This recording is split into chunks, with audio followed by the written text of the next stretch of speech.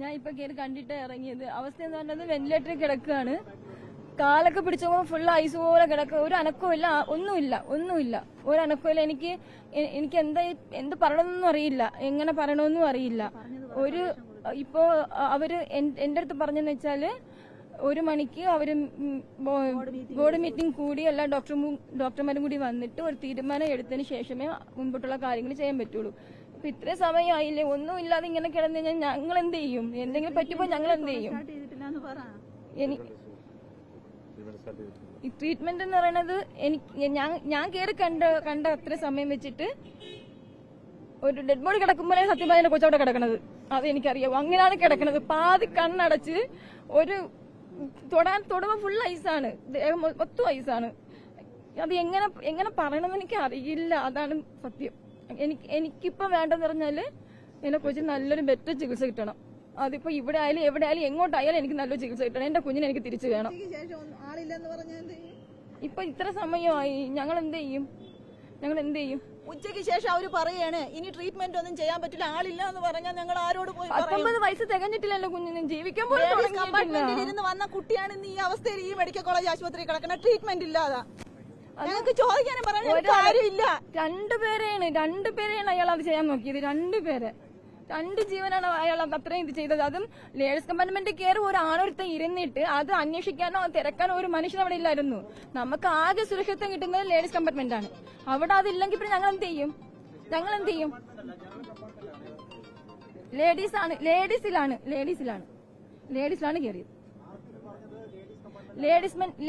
കയറിയത്. ഏത് കമ്പാർട്ട്മെന്റിലായാലും ഒരു ഗേൾസിന്, അതായത് പെൺകുട്ടികൾക്ക് സുരക്ഷിതത്വം വേണോ വേണ്ടേ? എത്ര കേസായി ഇപ്പം ഈ റെയിൽവേയില്? ജനറലിൽ പോയതാണല്ലോ സൗമ്യ കേസ് ഒന്നും ജനറൽ കമ്പാർട്ട്മെന്റിൽ പോയൊരു പെൺകുട്ടിയാണ്. ഒരു ട്രീറ്റ്മെന്റ് കിട്ടുന്ന ഒരു ട്രീറ്റ്മെന്റ് ഇല്ല. ഞങ്ങളിലെ പട്ടിയെ പോലെ ഇവിടെ വന്ന് കിടക്കുന്ന അവർ പറയുന്ന ഞങ്ങൾ കേൾക്കുന്നു. ഞങ്ങൾക്ക് വേണ്ടി ആരുണ്ട് ചോദിക്കാൻ?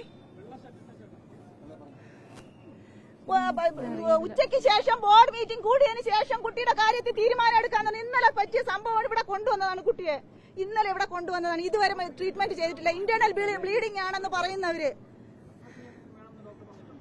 അതൊന്നും ചെയ്യാൻ പറ്റത്തില്ല. എവിടെയോ വെച്ച് അതിന് സഡേഷൻ കൊടുത്ത് ഇവിടെ ഞങ്ങളുടെ പറഞ്ഞു. ഞങ്ങൾക്ക് ഈ ഡോക്ടർമാരുടെ ഞാൻ വന്ന് കാണുന്നത് ഇപ്പൊ എന്റെ കുട്ടീനെ ഞാൻ ഇപ്പോഴേ വന്ന് കാണുന്നത്. ഞാൻ ഇവിടെ ഇല്ലായിരുന്നു. ഞാൻ വന്ന് കാണുന്നത് ഈ ഒരു അവസ്ഥയാണ്. അത് ഡോക്ടർ പറഞ്ഞെന്ന് വെച്ചാല് 1 മണിക്ക് ബോർഡ് മീറ്റിംഗ് കൂടിയിട്ട് എന്താന്ന് വെച്ചാൽ ചെയ്യാം. MRI സ്കാൻ ചെയ്യാൻ പോലും അതിനുശേഷം എല്ലാവരും കൂടെ ആലോചിച്ചിട്ട് മാത്രമേ ചെയ്യാൻ പറ്റുള്ളൂ എന്ന് പറഞ്ഞു. ഞങ്ങൾ എന്താ ചെയ്യണ്ടേ? ഞാൻ എന്താ ചെയ്യണ്ടേ? ഇതുവരെ ഒരു ട്രീറ്റ്മെന്റ് ഒന്നും ചെയ്തിട്ടില്ല. അവര് ചെക്ക് ചെയ്തിട്ട് എന്നെ ഇതുവരെ ഒന്നും കാണിച്ചിട്ടില്ല. എന്നോട് അതൊന്നും പറഞ്ഞിട്ടില്ല. എനിക്ക് മാത്രം എന്തോ ഒരു മിസ്റ്റേക്ക് ഉണ്ട്. 20 മുറിവുണ്ടെന്ന് പറഞ്ഞ് ചെക്ക് ചെയ്ത ഡോക്ടർ പറഞ്ഞത് 20 മുറിവ് കൊച്ചിന്റെ ദേഹത്തുണ്ടെന്ന്. എന്നോട് പറഞ്ഞത് 20 മുറിവ് കൊച്ചിന്റെ ദേഹത്തുണ്ട്. മെയിനായിട്ട് നെറ്റിയുടെ അവിടെയും ബാക്കിലും ഉള്ളതാണ് മെയിനായിട്ട് അവക്കുള്ളതെന്ന് പറഞ്ഞത്. ആ മൊത്തത്തിൽ മുറിവാണ്. തല ഉൾപ്പെടെ തലയിൽ 2 മുറിവാണ് മെയിൻ ആയിട്ടുള്ളതെന്നാണ് പറഞ്ഞിരിക്കുന്നത്. ബാക്കിലും നെറ്റി സൈഡിലും. ബാക്കി മൊത്തം മുറിവുണ്ട്. അത് 20 മുറിവുണ്ടെന്ന് ഡോക്ടർ എന്നാണ് പറഞ്ഞത്. ഇപ്പോഴത്തെ പൊസിഷൻ എന്താന്ന് വെച്ചാല് കുട്ടി ഒരു ഡെഡ് ബോഡി കിടക്കും പോലെ കിടക്കുന്നു. മൂക്കി കൂടി ബ്ലഡ് വന്നുകൊണ്ടിരിക്കുന്നു. ശ്വാസം എടുക്കുന്നുണ്ട്. വെന്റിലേറ്ററിന്റെ സഹായത്തോടെ അവർ ശ്വാസം എടുക്കുന്നുണ്ട്. മൊത്തം ബോഡി തണുത്തിട്ടുണ്ട്. അവര് ട്രീറ്റ്മെന്റ് തുടങ്ങിയിട്ടില്ല. ഉച്ചയ്ക്ക് ശേഷം ചെയ്യാന്ന് പറയുന്നു. ഉച്ചയ്ക്ക് ശേഷം അവര് പറയാണ് ഇല്ലാന്ന് പറയൂ എന്നുള്ളൊരു പേടിയാണ്. എനിക്ക് എന്റെ കൊച്ചിനെ ജീവനോടെ വേണം. അതിന് എന്ത് അവർ ചെയ്തിട്ടാണ് എനിക്ക് എന്റെ കൊച്ചിനെ ജീവനോടെ വേണം. എനിക്ക് ആകെ ഒന്നേ ഉള്ളൂ. എനിക്കൊരു വളർന്നുമില്ല. ഒരു മോനും മോളും മാത്രമേ ഉള്ളൂ. അതും 19 വയസ്സ് പോലും എന്റെ കുഞ്ഞിന് തികഞ്ഞിട്ടില്ല. 18 വയസ്സാണ് അവക്ക്. അല്ല ഇവിടെ ആണെന്ന് അറിഞ്ഞപ്പോ തൊട്ടേ എന്റെ നെഞ്ചിൽ കൂടെ തീ തന്നെയാണ്. എനിക്കത് ടെൻഷൻ തന്നെയാണ്.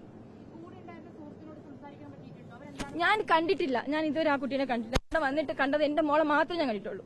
ഞാൻ ആ കുട്ടീനെ കണ്ടിട്ടില്ല. അത് വേറെ ഹോസ്പിറ്റലാണെന്നാണ് ഞാൻ അറിഞ്ഞത്. ഞാൻ കണ്ടിട്ടില്ല. ഒന്നും പറ്റിയിട്ടില്ല. നേട്ടം വരികയായിരുന്നു. നേട്ടെ അവിടെ ഇങ്ങനെ വരികയാണ് ചെയ്തത്.